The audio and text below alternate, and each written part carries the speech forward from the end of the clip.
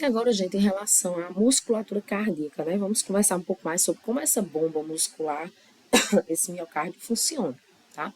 Então, em termos de fisiologia da musculatura cardíaca ou do músculo cardíaco, nós vamos ter fibras no coração especializadas em excitar e conduzir o impulso. Isso vai ser extremamente importante.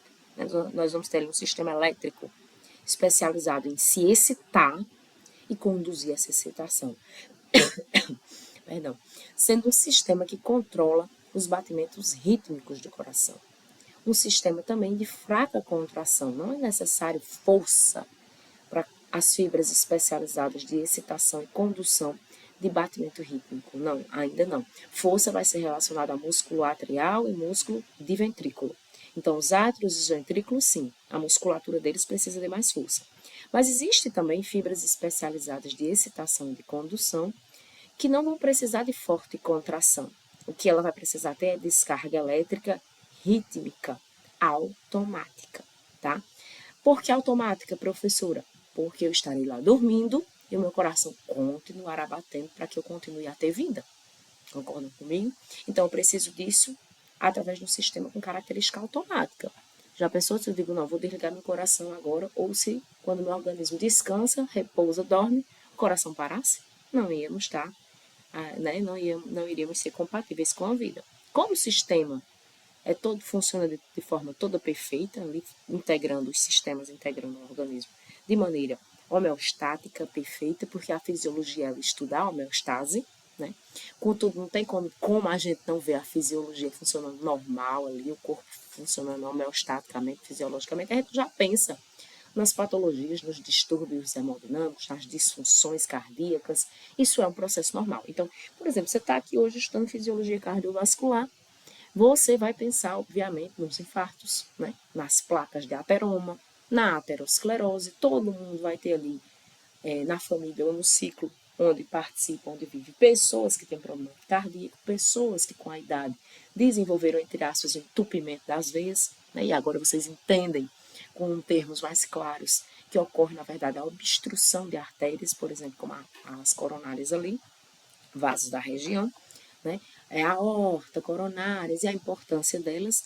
Então a gente começa a perceber e a já pensar em processos patológicos, não tem como, né? Então por isso que também existe a ciência fisiopatologia, tá? A fisiopatologia, que a gente consegue correlacionar alterações do equilíbrio de homeostase, tá? Então, eu costumo dizer que os alunos da base morfofisiológicas, da BMF 1 e 2, eles são privilegiados. Geralmente, os alunos da área da saúde, eles têm uma única disciplina de fisiologia humana durante o curso deles, de saúde. Nós, na nossa grade curricular, temos o privilégio de termos 2 semestres para trabalhar todo o aspecto anátomo, morfo, fisiológico. Então, imagina, enquanto todo mundo paga uma disciplina lá de 60, de 90 horas de fisiologia, nós aqui temos a oportunidade de termos praticamente um ano trabalhando por 2 períodos ali, na verdade, só a fisiologia humana, aliada, na verdade, às outras áreas da base. Então, somos privilegiados nesse aspecto. Então, voltando aqui para a fisiologia da musculatura cardíaca, nós vimos nos momentos anteriores a musculatura esquelética, vocês acabaram de fazer prova, deve estar tudo quentinho na cabeça, a lisa, e que tinha diferença entre a musculatura esquelética voluntária, né, e a musculatura lisa, que já tem uma característica mais autônoma.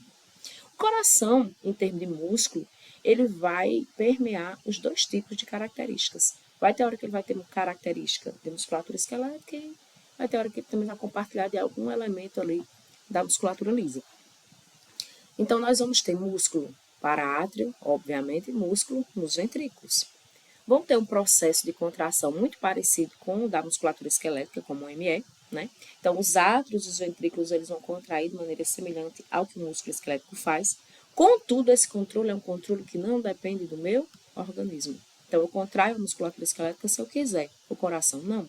Ele tem autonomia, graças a Deus, para controlar o seu próprio contrair, relaxar, tá? Nós vamos ter característica de presença de discos intercalados, né? E aí, com certeza, a histologia deve ter mostrado isso para vocês. E o músculo cardíaco, o miocárdio, ele vai funcionar como um sincício. O que é um sincício? É um conjunto de células que praticamente você não percebe nem a membrana plasmática separando aquelas fibras, né? Sarcoplasma ali separando aquelas fibras. É como se fosse uma única fibra bem grande. Então, é um sincício. Se ainda não sabem o que é um sincício, busquem na literatura para entender características do que é ser sincício.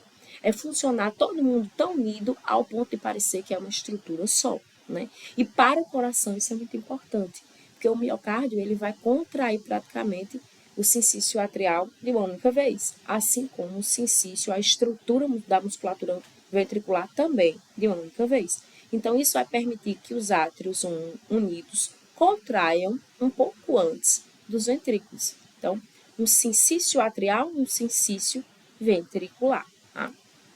E aí, novamente, nós chegamos naquele ponto crucial que eu falo para vocês que quem não entende de membrana, potencial de repouso e potencial de ação vai nadar e morrer na praia. Precisamos compreender como que funciona aquela abertura e fechamento de canais que nós estudamos desde o comecinho da BMF. Quando nós vimos lá como era que o neurônio fazia o seu processo de despolarização, repolarização, hiperpolarização, novamente nós vamos ter que passamos pelo sistema muscular esquelético liso, precisamos entender também sobre despolarizar, que é a base do funcionamento celular. Isso é fisiologia celular, que é a necessidade básica para eu entender qualquer outro processo, qualquer outro sistema. Tá? Então, não diferente das outras aulas anteriores, nós vamos ter também o entendimento de potenciais de ação no coração. Tá? E nós vamos ter gráficos, sim, mostrando para nós as fases diferentes, ou as diferentes, distintas fases de um PA, de um potencial de ação no coração. Que fases são essas, Cíntia? Aquelas que vocês já conhecem de outros momentos, mas que cada músculo, por exemplo, vai ter sua característica, ou cada célula, cada fibra vai ter o seu potencial de ação deflagrado de maneira específica. Então, vejam só. Aqui nós temos um eixo onde eu tenho um potencial de membrana em milivolts, e aqui eu tenho tempo em milissegundos, beleza? Então, nós temos um gráfico característico para potencial de ação cardíaco ou no coração, tá? Vejam que essa fase zero aqui, ó, eu estou em 0 milissegundos e vocês vão ver o potencial de membrana subir, ficar mais eletropositivo em 0 milissegundos, ali no início do processo, né? Então, eu vou ter aqui, ó, fase zero, fase despolarização. Olha que interessante, despolarizou, o que é que seria o óbvio de acontecer? Uma repolarização. Então, de maneira normal, as fibras cardíacas, elas começam o processo de repolarização delas. Isso daí é normal, despolariza, repolariza. Mas olha que interessante no coração, quando a repolarização ela começa a acontecer, ela dá uma parada. Há uma repolarização que inicia, mas inicia de maneira muito precoce. E aí o coração dá uma paradinha nesse processo de repolarização, sustenta um pouquinho isso, horizontalmente no gráfico todo sustento, é um platô, configura uma parada, um platô. Faz-se um platô impedindo essa repolarização muito rápida, muito precoce. Em seguida, a repolarização retoma, voltando para o potencial menos, né, em menos milivolt, eletronegativo, e em seguida nós voltamos para a fase 4, que é a fase de repouso. Então, o PA no coração é diferente dos PAs que nós estudamos anteriormente. Nós vamos despolarizar. Quando a gente começa a repolarizar, há uma parada na repolarização, para que ela não aconteça de maneira precoce.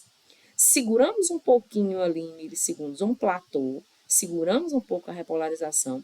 Depois nós temos a repolarização, de fato, propriamente dita, e em seguida nós entramos em repouso. E aí nós vamos ver fase a fase. Sinto muito, não compreendo. Então,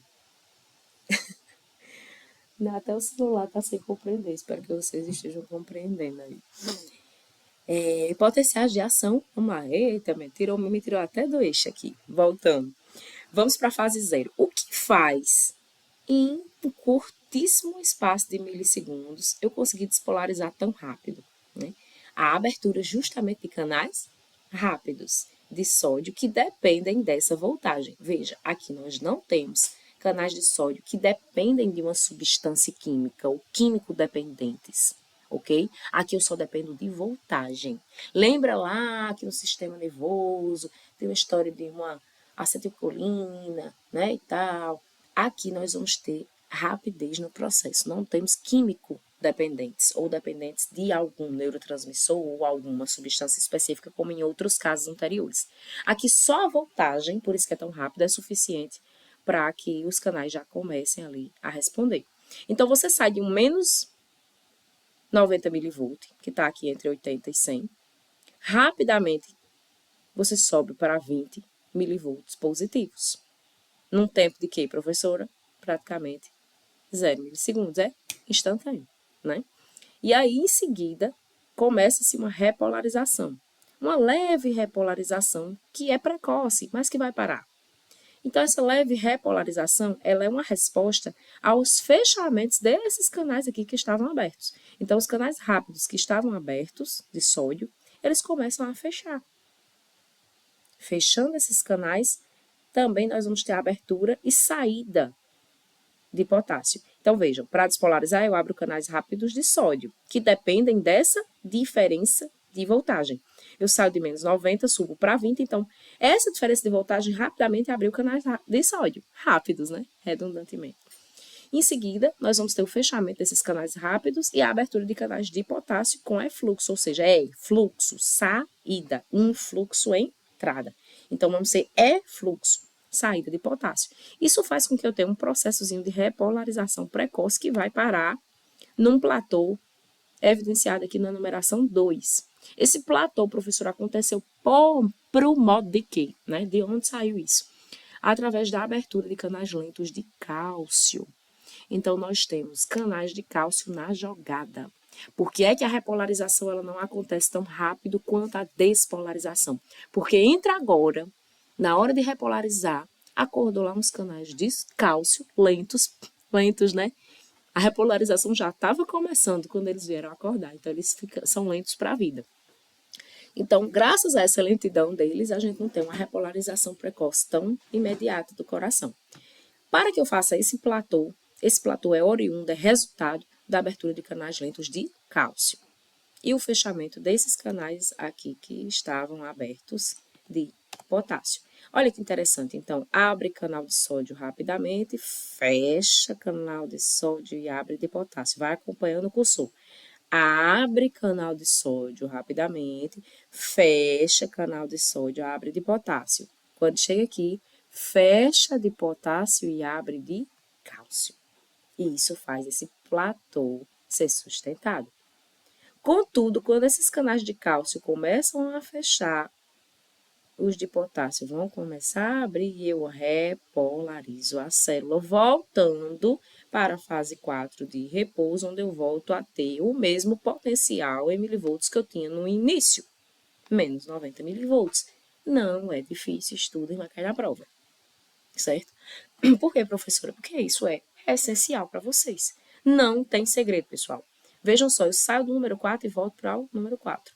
Beleza? Então, eu estou aqui em menos 90 mV, para eu deflagrar um potencial de ação no miocárdio, na musculatura cardíaca, rapidamente os canais de sódio vão abrir e vão me fazer sair de menos 90 para mais 20.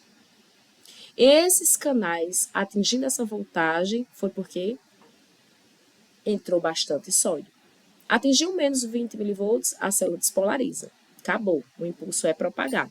Em seguida, depois da despolarização, nós vamos ter a repolarização. Só que ela começa, mas ela tem uma parada. Porque apesar de eu fechar os canais de sódio rápidos, dependente de voltagem, os canais de potássio começaram a abrir. E ter fluxo, saída de potássio. Tá? Contudo, nessa história, existe um platô que impede a repolarização precoce. Quem gera esse platô? A abertura de canais de cálcio, canais lentos de cálcio. Lentos porque demoraram, né, a aparecer na história. Tá? E aí, em seguida, esses canais de cálcio eles vão começar a fechar, novamente os canais de potássio vão abrir, eu entro na fase de repolarização. E daqui a pouco eu corrijo novamente esse potencial de ação para um potencial de repouso de menos 90 milivolts. Então, 0, 1, 2, 3, 4. Né? 4 fases e eu vou, com certeza, arrasar na questão que caiu. Pessoal, vamos ver um pouco sobre esse acoplamento de excitação e contração. Olha que interessante.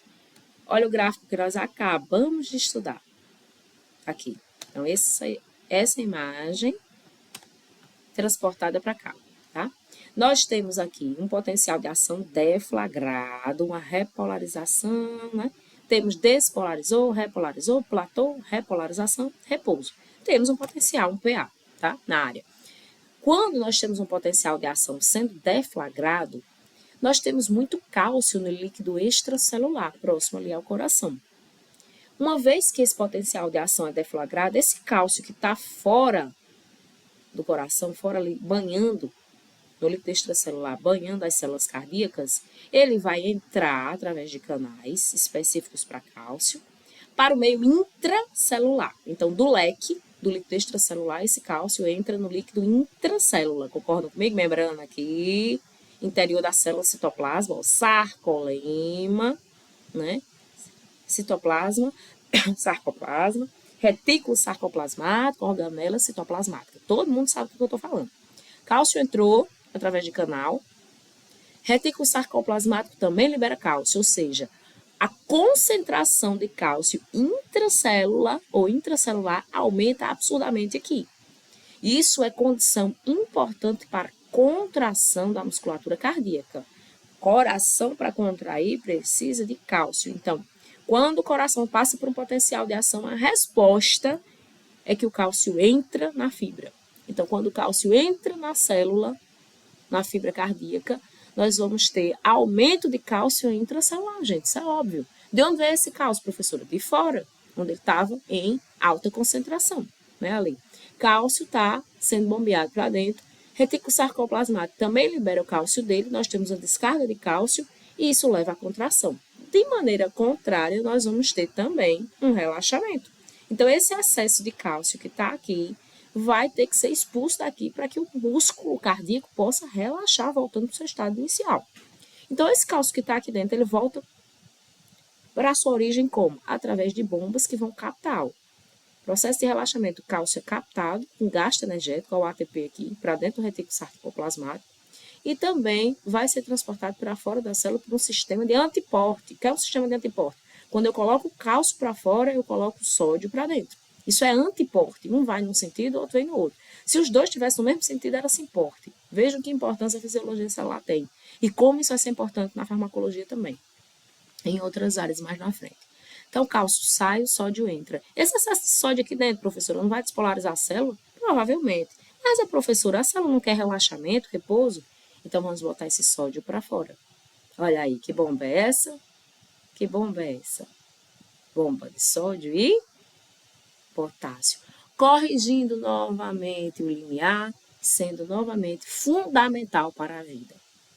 Ok? Então, esse acoplamento, excitação, contração é bastante interessante. Cálcio entrou, músculo contraiu no coração. Cálcio sai para que o músculo relaxe. E aí ocorre a correção dos íons aqui. Belíssimo, perfeito. Tá? Diferenças na excitação-contração. Tá? Entre a musculatura esquelética, que se parece muito com a cardíaca, né? Mas não é igual, óbvio. Despolarização. No músculo esquelético, nós vimos que a despolarização ela depende tanto de canais de sódio químico como voltagem dependentes. Na musculatura cardíaca, a despolarização vai depender de canais de sódio, voltagem dependentes e agora de canais de cálcio. Diferença, não tem canais de cálcio na despolarização do músculo esquelético, concordam? Então, presença de canais de cálcio e canais de sódio apenas dependentes de voltagem. No influxo de cálcio para o sarcoplasma, nós vamos utilizar na musculatura esquelética o retículo sarcoplasmático, ou seja, para cálcio entrar dentro da fibra muscular esquelética, eu vou recrutar cálcio a partir do retículo sarcoplasmático. Já no músculo cardíaco, a necessidade de cálcio é tão maior que eu não só vou precisar do cálcio que está no retículo sarcoplasmático, como eu vou recrutar de maneira significativa cálcio do líquido extracelular. Mais uma vez, a importância de ter cálcio no organismo. Mais uma vez, eu chamo a atenção para o metabolismo do cálcio e da vitamina D. Mais uma vez, o indivíduo que esteja em déficit de cálcio, ele não vai fazer sinapses nervosas adequadas, porque ele precisa de cálcio para isso, ele não vai contrair a musculatura de forma adequada, inclusive a musculatura cardíaca, não só a esquelética. Então, cálcio é fundamental para o funcionamento do corpo. Adianta comer bastante alimento rico em cálcio, laticínio, vegetal escuro, verde folhoso escuro, sem ter vitamina D? Nós já aprendemos que não, porque a absorção do cálcio depende diretamente da ativação da vitamina D. Então vejam que é uma bola de neve. Quando eu não me exponho ao sol, não suplementar a minha vitamina D, eu vou ter uma baixa de vitamina D, consequentemente nós vamos ter uma baixa captação de cálcio no intestino para dentro do organismo. Então, vocês se alimentam de cálcio, esse cálcio sai praticamente todo nas fezes, se a vitamina D não estiver biodisponível naquele intestino ali delgado para captar esse cálcio para dentro da corrente sanguínea e mandar ele para as diferentes musculaturas do corpo, tá? Então, eu não preciso apenas de cálcio, eu preciso de uma vitamina D ativa para que eu absorva o cálcio da alimentação e mande ele para as diferentes partes do corpo.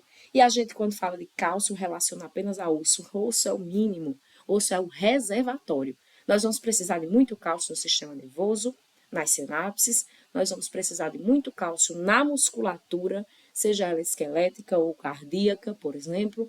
Então, cálcio é vida. E ele só vai funcionar adequadamente se eu tiver vitamina D. Por isso, vocês veem um indivíduo com baixa de vitamina D ele sofrer meio que completamente o seu corpo, né? Todo o corpo está ali prejudicado. Voltando para cá, no processo de repolarização, nós vamos ter saída, fluxo de sódio e entrada, né, influxo de potássio na musculatura. Já no músculo cardíaco, nós vamos ter fluxo de sódio e cálcio e influxo de potássio. Agora vamos falar de outra característica interessante do batimento cardíaco, que é a sua capacidade de ser automática, de não depender de nós, de não ser voluntária, né? De ser automática ali, de ser independente.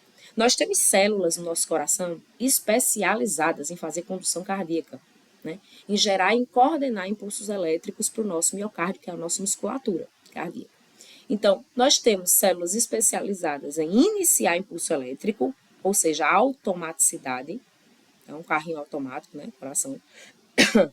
Excitabilidade, ou seja, a capacidade de responder a um impulso elétrico e de conduzir ou de transmitir esse impulso elétrico de uma célula para outra. Olha que importantes características que o batimento cardíaco tem, que o coração tem. Ele gera de maneira automática sua própria excitação e a conduz pelo miocárdio, tá?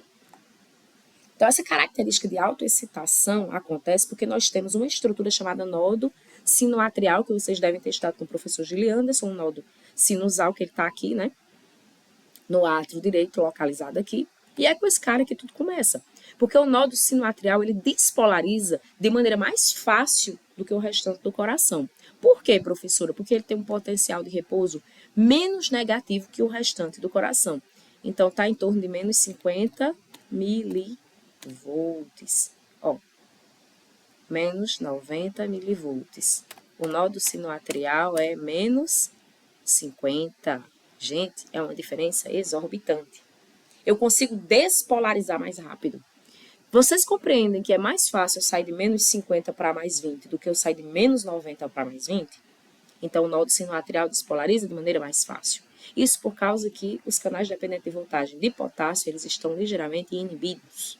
E nós temos a presença de agora canais de sódio lentos, que demoram a abrir e a fechar, e que permitem o vazamento contínuo de sódio. Eita, professora, a senhora ensina uma coisa e depois a senhora desensina? Não. É assim que funciona, é assim que tem que funcionar. Enquanto lá, no PA normal do coração, eu estou para sair de menos 90 milivolts e indo para mais 20, aqui no nodo sinoatrial, especificamente em uma área, no marca-passo do coração, eu saio de menos 50 para mais 20. E aqui, em nenhum momento, eu falei de canais lentos de sódio, mas lá tem. E precisa ter, para que ela possa despolarizar a região do nodo sinoatrial, possa despolarizar mais facilmente. Então, a presença de canais de sódio é fundamental para que eu continuamente tenha o vazamento de sódio na região do nodo sinoatrial e ela possa iniciar de maneira automática um processo de batimento. Olha que interessante, né? Então, vocês veem aqui, ó, um potencialzinho de repouso ali, né? em torno de menos 50, aqui por aqui, saindo de menos 50 para poder contrair. E qual que é a ordem de contração? O batimento ele vai iniciar aqui no nó do sino atrial, nesse ponto, no lado direito do coração. Né? Já vimos, acabamos de ver que é uma região autoexcitável. Por quê, professor? Porque tem um potencial de repouso menos negativo, graças a canais dependentes de voltagem de potássio que estão inibidos e canais de sódio lento que estão vazando continuamente. Vazando mesmo, como quem vaza corrente. Ordem da contração.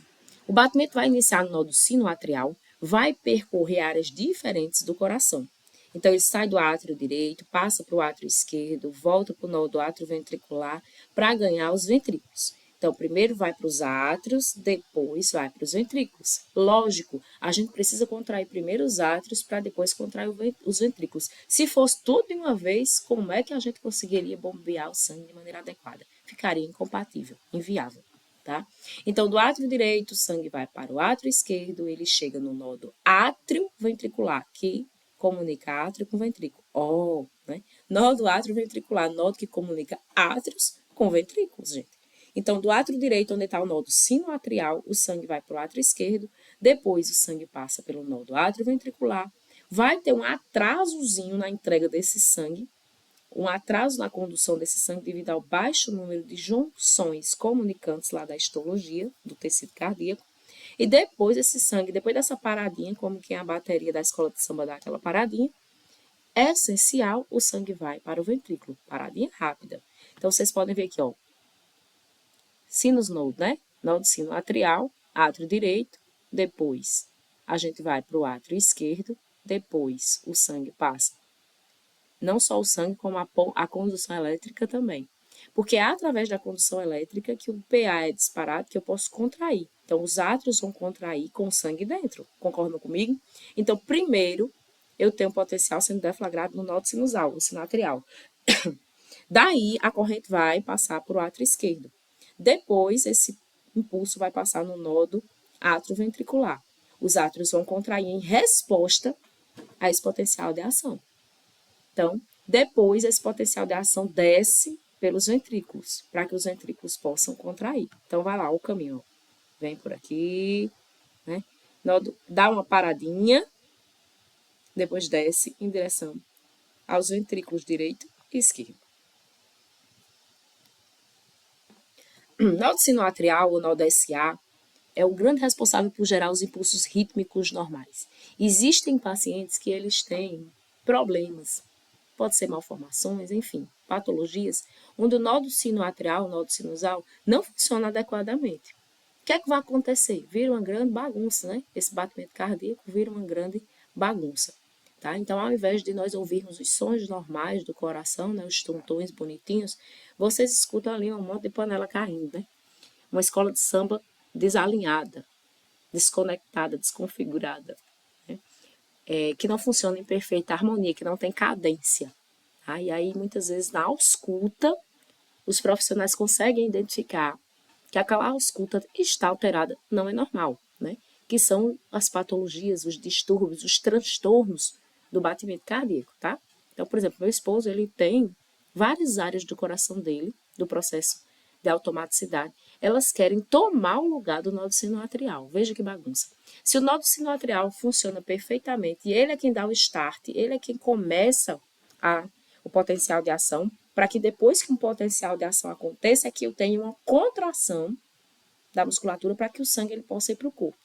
Então, imagina que no dele tem vários locais diferentes querendo dar o compasso, querendo dar o marca-passo. Bagunça todo o processo de despolarização, repolarização, ou seja, o potencial de ação fica comprometido, a contração muscular cardíaca dele fica comprometida, consequentemente, o potencial dele contrair a musculatura e jogar sangue para as diferentes áreas do corpo fica bagunçado. Resultado disso, professora, fibrilações, né, de átrio e de ventrículo, condições cardíacas perigosas que vocês vão aprender mais na frente no ciclo profissional de vocês. As FAs, né, as fibrilações, fibrilação atrial, fibrilação ventricular, enfim.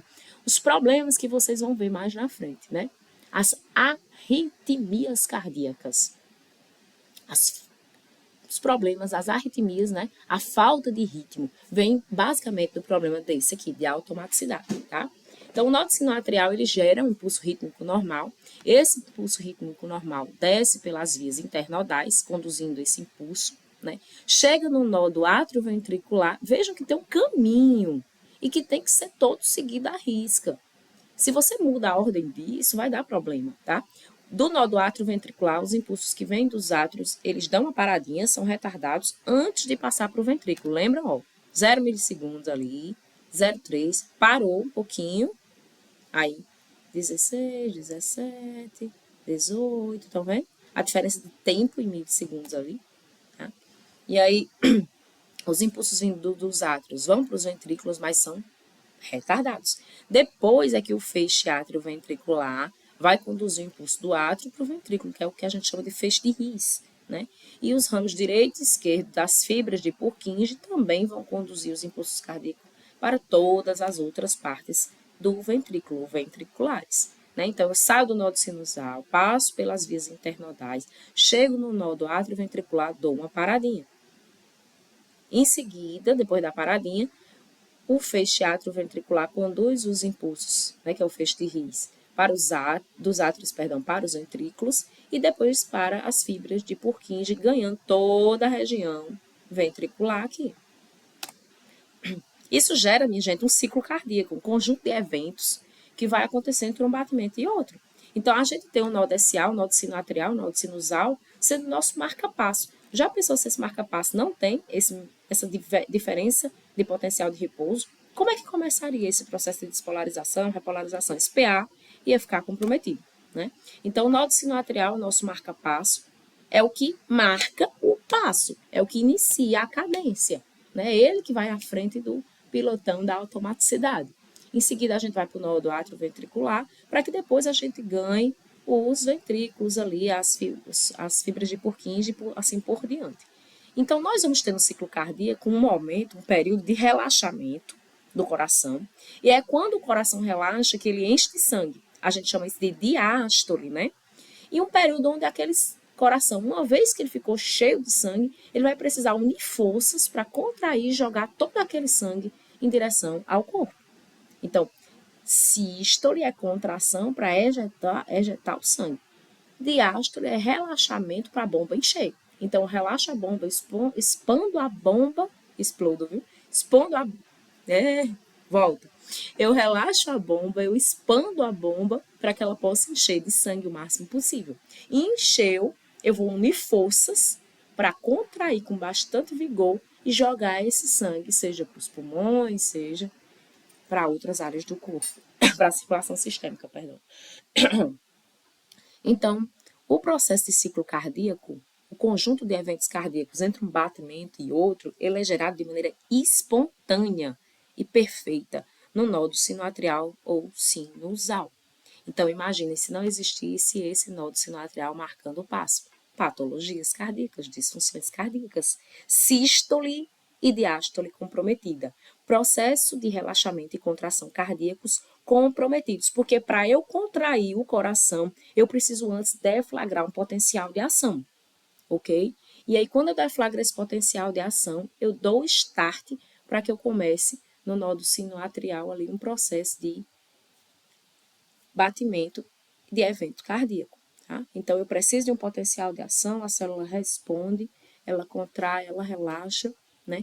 E todo esse processo aí é importante para a formação de batimentos cardíacos, de enchimento do coração, diástole e contração desse coração, jogando, ejetando esse sangue para fora através de sístole, tá? Tudo começa no nódo sinoatrial. Uau, que imagem é essa, né? Aqui tem muita coisa. Então, primeiro nós vamos ter uma diástole, ou seja, um relaxamento atrial dos átrios. Então, os átrios relaxam, recebendo sangue, se enchendo de sangue oriundo ali do corpo, através das veias cava, tá? Depois nós vamos ter um enchimento de ventrículos, o sangue vai escoar dos átrios para os ventrículos. Lembra que entre átrio e ventrículo a gente tem uma válvula lá, seja ela mitral ou tricúspide, mitral do lado esquerdo, tricúspide do lado direito. Então, o coração ele enche de sangue, através das veias cavas, esse sangue vem do corpo, né, entra no coração direito, enche os átrios, em seguida, enche o átrio, perdão, depois vai encher os ventrículos, tá? E daí a gente vai ter o processo de enchimento, de relaxamento do coração para que ele possa encher, diástole. Em seguida, o coração une esforços, contrai e joga esse sangue para diferentes partes do corpo, isso é sístole. Aí vocês veem a pressão em milímetros de mercúrio aqui, né? Quando nós temos o enchimento, cadê aqui? A abertura da válvula aórtica, a aorta abriu, nós vamos ter enchimento, a pressão, perdão, enchimento não, diástole, vamos, deleta. Diástole, vocês estão vendo, durante a diástole a pressão não precisa aumentar, porque o enchimento ele é contínuo, né? Onde é que eu vejo a pressão subir bastante? Ó, quando eu preciso de sístole. Lógico, o coração está cheio de sangue, ele está se preparando para contrair. Quando ele une esforço para a contração, é lógico que a pressão vai subir, gente. Então a pressão, ó, tchum, sobe. E aí eu ejeto aquele sangue, jogo aquele sangue para o corpo, a pressão baixa. Novamente ele começa a encher de sangue na diástole para que eu possa contrair novo sístole. Então essa linha vermelha ela marca a pressão em milímetros de mercúrio lá no coração. Por que a pressão sobe na sístole? Porque é processo de contração. Eu estou juntando forças para jogar o sangue, fazendo pressão. E aí a pressão sobe. Por que na diástole a pressão não tem esse pico de oscilação? Porque eu estou enchendo lentamente, continuamente ali, os átrios de sangue, né? E aí eu não preciso, átrio ventrículo de sangue, eu não preciso de tanta força. Porém, quando eu for unir esforços para jogar esse sangue, eu contraio sístole. Vocês veem a pressão subir, tá? Ó, fechou a válvula atrioventricular, ó, a pressão sobe. Ejeta. E assim vai. Fecha a válvula aórtica, a pressão tchum, desce. Tá? Aqui já nós vamos estudar um pouquinho sobre os pontos do eletro, pelo menos de maneira bem básica. Para regular a bomba, que é o coração, o bombeamento normal do coração é em torno de 4 a 6 litros de sangue por minuto. Vamos para o exercício físico, professora? Variando aí, subindo de 16 litros até 50 litros por minuto. Né? Então, durante o exercício ali, qualquer atividade, aumenta bastante a capacidade de bombeamento do coração. Por quê? Precisa de mais oxigênio, precisa de mais nutriente. O indivíduo está ali correndo, fazendo um cardio, fazendo uma musculação, uma bicicleta, qualquer coisa, agachando, ele vai aumentar, obviamente, o recrutamento de nutrientes e oxigênio para as suas células. Elas estão ali em alta atividade. Então, o bombeamento vai aumentar bastante, tá? Nós temos uma regulação cardíaca intrínseca, própria do coração, da quantidade de sangue que é bombeada pelo coração vai depender do quanto de sangue que retorna para os átrios. E nós temos uma regulação também na frequência e na força de contração. A eficácia do bombeamento também vai depender do sistema nervoso autônomo, que nós vamos estudar bastante ainda para frente, né? Tanto é que eu quero dar essa aula de maneira bem tranquila. Essa aula não é essas aulas de autônomo aí, bem tranquilo, pegando o gancho da histologia, da anatomia e trazendo para a fisiologia com bastante tranquilidade, porque nós precisamos nos deleitar em sistema nervoso autônomo, porque ele controla várias e várias partes do corpo, inclusive controla a frequência e a força cardíaca também. O coração se autorregula, mas ele é altamente influenciado pelo sistema nervoso do tipo autônomo, simpático e parasimpático. Simpático, quando a adrenalina e a noradrenalina sobem, o coração acelera. Parasimpático, quando quem predomina é a transmissão colinérgica, acetilcolina, o coração está em tranquilidade, em relaxamento. Então, veja que nosso coração ele até tem uma autonomia intrínseca, uma regulação dele, mas ele também é altamente influenciado pela adrenalina, por exemplo, que vem do sistema, ou noradrenalina, perdão, que vem do sistema nervoso autônomo simpático, assim como também do parasimpático. Nós vamos ver melhor logo mais.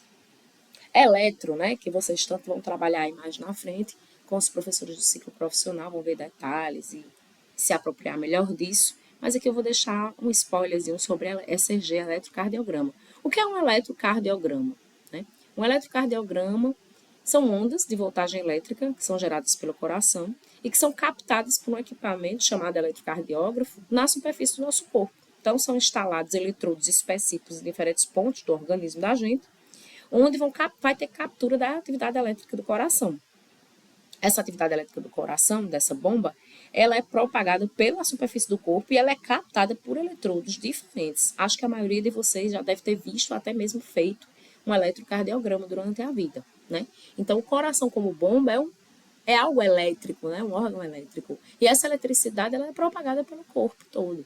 E eu coloco eletrodos ali em pontos específicos da superfície corporal e capto essa propagação dessa atividade elétrica, essa despolarização, repolarização, repolarização, despolarização, despolariza, repolariza, despolariza, repolariza. Isso leva a voltagem elétrica a ser percebida lá do coração pela superfície do corpo, e os eletrodos captam isso fazendo esse sobe, desce, sobe, desce, sobe, desce de ondas, que é o ECG, né, o eletrocardiograma. O eletrocardiograma, ele é formado de ondas, como eu acabei de falar, tá? E existem 3 pontos principais que a gente já precisa ter como base em nossa mente para que mais na frente a gente possa amadurecer, tá? A onda P, por exemplo, essa ondinha aqui, ó, vocês estão vendo o repouso, de repente aparece a onda P. A onda P, ela significa um produto da despolarização dos átrios, certo? Então, quando os átrios despolarizam, a gente vê a onda P aparecer. Após a despolarização, vem um processo de contração atrial. Então, a despolarização atrial é representada pela onda P. A onda P aparece, significa o quê? Despolarizou os átrios, esses átrios irão contrair. Em seguida, vocês veem, ó, despolarização de átrio e contração de átrio. Em seguida, vocês veem o complexo Q, que ele afunda, né, na linha um pouquinho, ele depois sobe, R, depois ele desce mais ainda, S. A gente chama essa onda de complexo. Por que complexo? Porque é a união de 3 pontos, né? Complexo QRS. P, Q, R, S, T, né, na sequência. Onda P, onda de despolarização atrial, seguida de contração dos átrios. Onda ou complexo QRS significa despolarização de ventrículo. E vai acontecer esse QRS no eletrocardiograma quando eu estiver sinalizando que os ventrículos despolarizaram e vão entrar em sístole, vão contrair, tá? E em seguida vocês veem um tempinho para aparecer a onda T. A onda T é a repolarização ventricular, quando suas fibras musculares ali do coração estão relaxando. Surge um pouco antes do final da contração dos ventrículos. Então, ó, despolarizou os átrios, imediatamente depois os átrios contraem onda P. Despolarizou os ventrículos, um pouquinho antes, obviamente, da contração. Gente, é claro que eu tenho que despolarizar para depois eu contrair. Se para eu contrair eu preciso de um potencial de ação, eu estou lá em repouso, de braço cruzado, estou lá, uma fibra do coração. Para que eu possa contrair, eu preciso de um potencial de ação. O potencial de ação vem dar uma pancada em mim, eu acordo, despolarizo, opa, repolarizo ali, contração, certo? Então, não tem como a despolarização de um átrio vir depois da contração dele. Então, eu despolarizo para depois eu contrair, uma resposta à despolarização. Onda P, despolarização atrial seguida de contração dos átrios. Complexo QRS, despolarização de ventrículo, um pouquinho antes dele contrair, óbvio, fazer sístole, tá? E a onda T é a onda de repolarização dos ventrículos, quando começa o relaxamento, um pouco antes do final da contração do ventrículo, quando ele começa ali no processo de relaxamento, aparece a onda T, certo? Aí, engraçado, eu tenho a despolarização atrial e depois eu vejo a despolarização ventricular e a repolarização ventricular. E cadê a repolarização atrial? Ela é tão fraquinha, aliás, a ventricular é tão forte que encobre a repolarização atrial, porque eu deveria ver a despolarização atrial e depois a repolarização de átrios. Só que aí vem a despolarização de ventrículos e repolarização de ventrículos tão mais forte que encobre o aparecimento de uma repolarização atrial. Espero que vocês tenham entendido. O elétron, ele tem segmentos. Vejam, aqui a gente tem segmento PR, que une o finalzinho da onda P com a partezinha aqui de R, né? E nós temos, conectando a onda P com o complexo QRS. E nós temos outra conexão de complexo QRS com onda T. São segmentos importantes que para a cardiologia, mais na frente, vocês vão entender que são importantes de serem avaliados. Então, existem segmentos, porções do elétron, onde não tem corrente. Vocês estão vendo que ele está horizontal, né? Não tem oscilação de corrente. Não há direcionamento de corrente elétrica. São pontos que a gente chama isoelétricos, né? Não está tendo corrente, ó, retinho. tá? Nós temos um segmento PR, que está unindo a onda P de despolarização atrial com o complexo QRS de despolarização ventricular. Então, existe um espaço de tempo, depois que eu despolarizo os átrios, bate com o que a gente estudou, um espaço de tempo onde não tem direcionamento de corrente elétrica, para que depois eu tenha o complexo QRS. Então, tem que ter esse espaço de tempo. Já pensou se ele é menor ou maior? Isso aqui é o fisiológico, né? Cada quadradinho desse tem 0,2 segundos, 5 milímetros de tamanho do elétrico, como vocês podem ver, tá? Então, é quase 2 quadradinhos, né? Quase 0,4 segundos. Vocês estão vendo que tem um espaço? Naturalmente, eu primeiro vou contrair os átrios para depois contrair os ventrículos. Lembram que a despolarização ela é atrasadinha no nó do átrio ventricular? É uma resposta do elétrico, tá? Segmento ST, conectando o complexo QRS, de despolarização ventricular, com a onda T, de repolarização ventricular. Também tem um tempo para isso e os cardiologistas avaliam se esses segmentos estão respeitando o tempo normal, fisiológico. Existem também intervalos aqui embaixo que também são bastante interessantes, que são mensurações de tempo de uma onda até a outra onda, com o intuito de avaliar momentos do coração. Vejam, o intervalo PR, ó, todo o tempo necessário para conectar a onda P ao complexo QRS. Quanto de tempo eu vou precisar para conectar a despolarização atrial com o início da despolarização ventricular? Espaço entre a despolarização atrial e o início da despolarização ventricular. Detecta patologias atriais, doenças do átrio. Então, os cardiologistas, ou os profissionais da área cardiovascular, eles vão olhar para esse intervalo de tempo de conexão entre despolarização atrial e despolarização ventricular e vão detectar possíveis doenças de átrio aqui, né?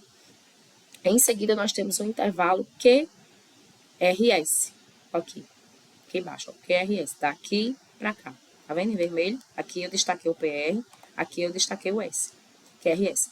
O intervalo QRS, ele vai ver o impulso elétrico quando ocorre a despolarização ventricular. Qual foi o espaço de tempo? É maior, é menor? É fisiológico para a despolarização dos ventrículos acontecerem? E temos um intervalo muito importante, que é o Q, ó, essa linha vermelha todinha, T, que vê o tempo entre o ventrículo despolarizar e repolarizar. Ele mensura o tempo que os ventrículos levam para despolarizar e depois repolarizar. Gente, esse intervalo QT, perdão, é extremamente importante, principalmente com medicamentos, conectando o início do complexo QRS até a onda T, ou seja, o tempo que eu levo para o ventrículo despolarizar e repolarizar é altamente influenciado, por exemplo, por medicamentos, por remédios. Vocês vão estudar na farmacologia que tem medicamento que altera o intervalo QT. E é importante, porque se ele aumenta o intervalo QT, ele aumenta o tempo que o ventrículo leva para despolarizar e repolarizar. Isso prejudica a função cardíaca, tá? Então, vocês vão ver que isso aqui que eu estou falando para vocês hoje pode até ser meio abstrato e não fazer sentido, mas quando vocês juntarem com informações mais na frente, no ciclo profissional, vai encaixar perfeitamente, por exemplo, com saúde do adulto, um paciente crítico, quando vocês chegarem mais à frente, ou com qualquer outro curso de saúde, se porventura vocês optarem mais na frente por uma outra graduação, tá? E é isso. Muito obrigada. Façam um bom proveito dessa aula, que ela é muito importante para um profissional de saúde. Eita, perdão. Tem que ter a tossida final, né, minha gente? Eu vou ficar boa em nome de Jesus.